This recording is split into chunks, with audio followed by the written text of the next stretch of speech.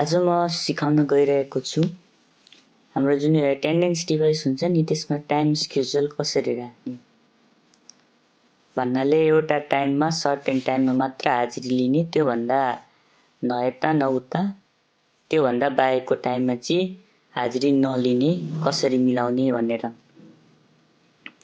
पहिला तपाईहरुको ड्यासबोर्डमा जानु होला, डिभाइसको ड्यासबोर्ड मेनुमा जानु होला। पहिले डिभाइसको मेनुमा जानु होला। त्यसपछि यहाँ एक्सेस कन्ट्रोल भनेर एउटा अप्सन हुन्छ। एक्सेस कन्ट्रोल अप्सनमा मैले क्लिक गरेँ। यहाँनिर तपाईले टाइम स्केड्युल भनेर एउटा अप्सन देख्नुहुन्छ। त्यसमा जानु होला। यहाँनिर हेर्न सक्नुहुन्छ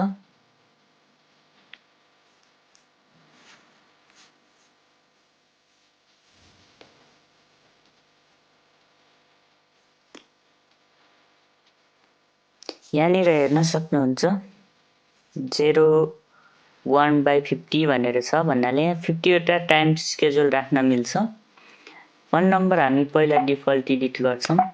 डिफल्टमा चाहिँ 24 आवर एक्सेस हुन्छ। जस्तै अब यहाँनिर सन्डे मन्डे देखि सटरडे सम्म छ। अब मलाई जस्तै चाहिएको छ बिहानको 6 बजेदेखि 9:30 बजेसम्म मात्रै हाजिरी लियोस् अनि त्यसपछि बेलुका मात्र हाजिरी लियोस् भनेपछि पहिला यसमा टाइम स्केड्युल 1 मा चाहिँ बिहानको हाजिरी मिलाउनु पर्यो। यो टाइम जुन छ नि अहिले म यहाँनिर बिहानको 6 बजेदेखि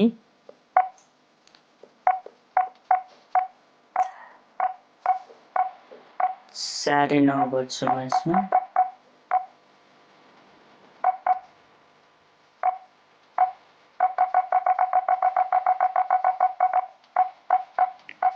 यो जुन अहिले टाइम हेर्दै हुनुहुन्छ नि 06:00:09:30 यो भनेको बिहानको 6 बजेदेखि बिहानको 09:30 बीच यो बीचमा मात्र हाजिरी लिन्छ। त्यस बाहेक चाहिँ लिँदैन।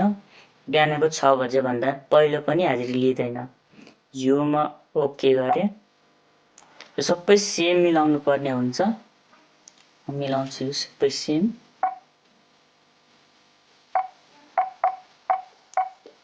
फिक्स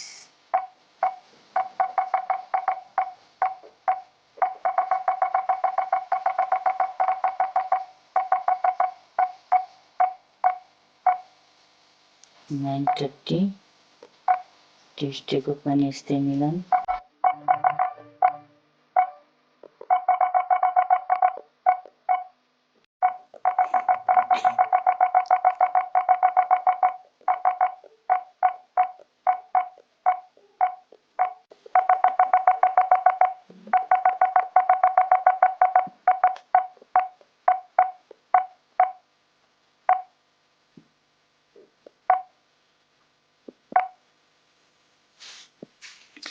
यसरी यहाँ हेर्न सक्नुहुन्छ सबै टाइम मिलाइसकेको छु। 06 यो टाइम स्केड्युल 01 50 मा चाहिँ 06:00:09:30 यसको मिनिङ भयो यो बिहानको 6 बजेदेखि हाजिरी लिन स्टार्ट गर्छ अनि बिहानको 9:30 बजेसम्म मात्र हाजिरी लिन्छ। 09:31 भयो भने पनि हाजिरी लिँदैन। यो सबै मैले मिलाएको छु। फ्राइडे सटरडेको पनि दिएको छ भने मिलाउन पायो, नभए मैले अहिले चाहिँ सन्डेदेखि फ्राइडेसम्म मिलाएको छु। अब अर्को हामीलाई यो बिहानको टाइम स्केड्युल भयो। अब हामीलाई अर्को बेलुकाको मिलाउनु पर्यो। यो भयो चेक इनको लागि। हामीले चेक इनको लागि मिलायौं। अब हामीले चेक आउटको लागि मिलाउनु पर्यो टाइम। चेक आउटको लागि अब हामी यहाँनिर 2 टाइप गर्छौं। ओके गर्छौं। अर्को यो टाइम स्केड्युल खोल्यो। यो अर्को बाइ डिफल्ट भयो। अब यहाँनिर हामीले बेलुकाको टाइम मिलाउनु पर्छ। बेलुकाको भन्नाले चेक आउट टाइम मिलाउनु पर्छ हामीले यहाँ। चेक आउट टाइम नर्मली मैले यहाँ जुम गरे बेलुकाको 5 बजेदेखि चेक आउट गर्न मिल्यो भनेर। त्यो टाइम मिलाउनलाई 24 आवरमा मिलाउनु होला, इजी हुन्छ। अनि 24 मा 5 भनेको 17 हो। म यहाँ 17 मिलाएँ। 17:00 गरे। यो 23 यो मैले 17 लेखेको भनेको 5 भयो बेलुकाको 00 अनि 23:59 भनेको तपाईँको रातिको 11:59 भयो। यो डिफल्ट छोडिदिँदा पनि भयो, केही फरक परेन। यो मिनिङ भनेको चेकआउट गर्नलाई 5 बजेपछि मात्र मिल्यो, 5 बजेभन्दा यता चेकआउट गऱ्यो भने मिल्दैन। मैले ओके गरेँ, सेम सबैमा मिलाएँ।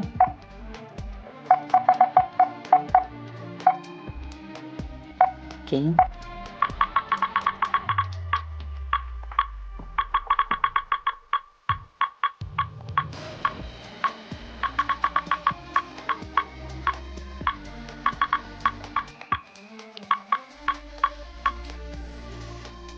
अहिले जुन यो हेर्दै हुनुहुन्छ यो टाइम स्केड्युल 0250 यो भनेको टाइम स्केड्युल 2मा हामीले यसरी टाइम राखेको छौँ।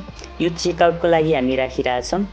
जुन चाहिँ 17:00-23:59 भनेर छ, यसको मिनिङ भयो बेलुकाको 5 बजेदेखि चेकआउट गर्न मिल्यो रातिको 11:59सम्म भन्नाले यो तपाईँले कस्टमाइज गर्नु मिल्छ, आफैले रिक्वायर्ड अनुसार मिलाउनु होला। मैले सबै सेम डेट यसरी सेम सबै डेमा यसरी मिलाएको छु। 1मा हेर्नुहुन्छ भने मैले चेक इनको लागि मिलाएको छु। चेक इनको टाइम चाहिँ 6 बजेदेखि स्टार्ट हुन्छ अनि 9:30 बजीसम्म बिहानको, त्यतिभित्र मात्र चेक इन गर्न पायो। त्योभन्दा 31 भयो भने पनि चेक इन गर्न मिल्दैन। यसरी तपाईँले टाइम स्केड्युल दुईटा मिलाइसकेपछि अर्को हामीले मिलाउनु पर्ने हुन्छ एक्सेस ग्रुप भनेर। एक्सेस ग्रुपमा गएर अल ग्रुपमा जानु होला। बाई एउटा डिफल्ट हुन्छ 0100 भनेर, यसमा क्लिक गर्नु होला, एडिट गर्नु होला। यहाँनिर तपाईँले टाइम पिरियड 1 र टाइम पिरियड 2 हेर्न सक्नुहुन्छ। तीनटा अप्सन छ 1 2 3 भनेर। अरू केही चलाउनु पर्दैन। टाइम पिरियड 1मा चाहिँ 1 नै राख्नु होला। यो टाइम पिरियड 1मा 1 भनेको हामीले जुन अघि टाइम स्केड्युल मिलायो नि हो, त्यो टाइम पिरियड 1मा चाहिँ यसले 1 टाइम स्केड्युल जुन टाइम सेट भएको छ नि त्यो टाइम लिन्छ। अर्को हामीले टाइम स्केड्युल 2 मिलाएको छौँ, त्यो चाहिँ हामी टाइम पिरियड 2मा गएर यहाँ पनि 2 राखिदिन्छौँ।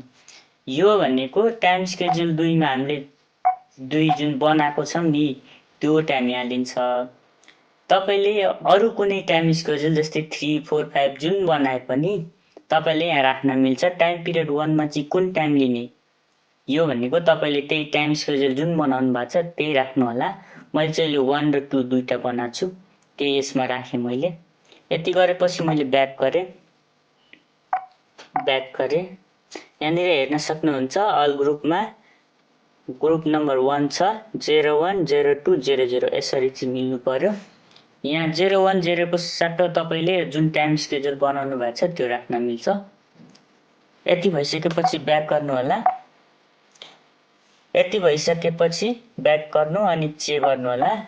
यो पञ्च लिँदैन। अहिले टाइम हाम्रो मिलिरहेको छैन, हेर्न सक्नुहुन्छ 3:38 भइरहेछ, जुन कि हामी चेकआउट टाइम 5 बजेपछि मात्र राखेछौँ, त्यही भएर यो लिएन। अर्को कुरा यसरी यो मिलेन भने तपाईँले यो अर्को पनि चेक गर्नुपर्ने हुन्छ। सिस्टममा गएर डेट एन्ड टाइम छ नि त्यो पनि कन्फर्म गर्नु होला। यो 24 आवर हुनैपर्छ, यो कन्फर्म गर्नु होला। अर्को भनेपछि अर्को अप्सन एउटा के हेर्नुपर्ने हुन्छ, युजर म्यानेजमेन्टमा गएर अल युजरमा गएर यहाँनिर एडिट गर्नुभयो भने एउटा अप्सन हेर्नुहुन्छ एक्सेस कन्ट्रोल भनेर, यसमा क्लिक गर्नु होला। यहाँनिर चाहिँ हामीले जुन एक्सेस ग्रुप बनाएको थियौँ नि अघि, एक्सेस ग्रुप 1 बाई डिफल्ट हो, त्यो बाई डिफल्ट 1 सबैमा सिलेक्ट हुन्छ। यहाँनिर यो अप्सन चाहिँ इनेबल हुनुपर्छ है, यो फेरि कन्फर्म गर्नु होला। अनि अर्को फर्दर तपाईँलाई जस्तै यो हामीले एउटा टाइम स्केड्युल बनायौँ 9 देखि 9:30 देखि 5 बजे 6 बजेसम्म, जति बजेसम्म एउटा भयो। अर्को कुनै सिफ्टको छ, एउटा सिफ्टको लागि मल्टिपल सिफ्ट छ भने त्यसको लागि पनि बनाउन मिल्छ। त्यो बनाउनलाई तपाईँहरूले सेम प्रोसेस गर्नुपर्छ।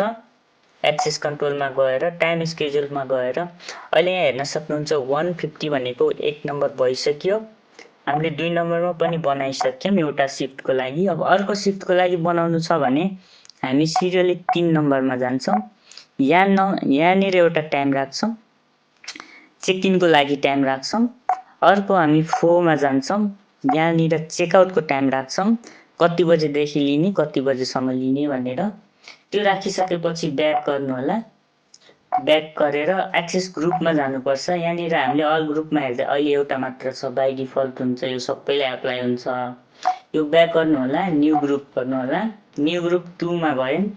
2 मा गइसकेपछि टाइम पिरियड 1 मा चाहिँ यहाँनिर हामीले जुन टाइम स्केड्युल सिफ्ट 2 को लागि बनाएको छौँ त्यो भनेको 2 र 3 हो। त्यो भनेको जुन हामीले टाइम स्केड्युल सिफ्ट 2 को लागि बनाएको छौँ त्यो टाइम पिरियड 3 र 4 हो भनेपछि हामी 3 राख्नु पर्यो। र अर्को टाइम पिरियड 2 मा चाहिँ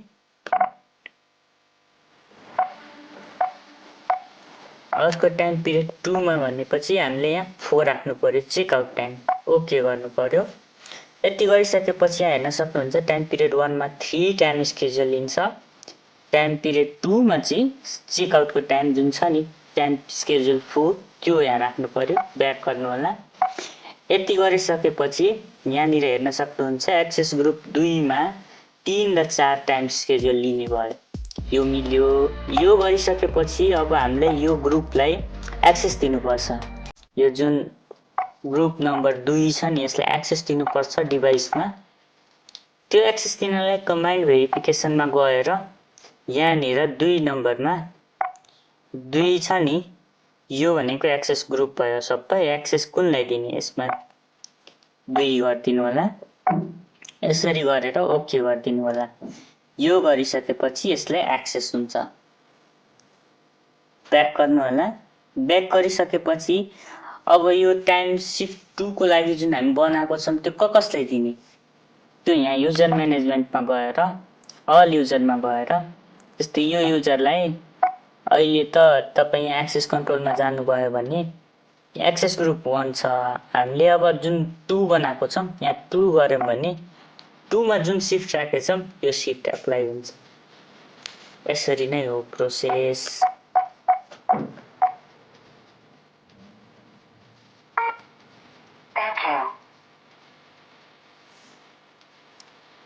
धन्यवाद।